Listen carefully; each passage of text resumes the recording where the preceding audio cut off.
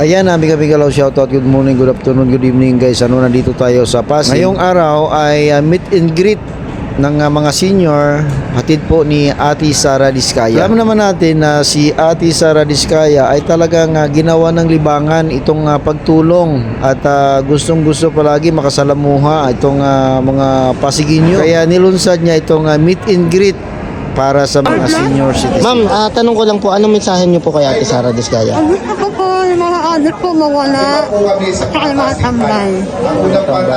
Po, number 1 po. Ma'am, tanong ko lang po, ano po ba yung programa na inaasahan niyo po na gawin po ni Ate Sara Diskaya? Sa mga kabataan po, pag-aaral po ng mga kabataan. Opo, saka po sa barangay. Para po mga tambay, mga adik, ano mas nanakaw. Tanong ko lang din po, ma'am, ano po ba yung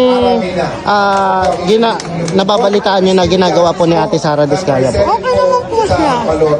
Okay po, so maraming Nasa lang mensahe nila kay Ate Sara Diskaya. Sana po manalo po siya. Thank you. Sige po.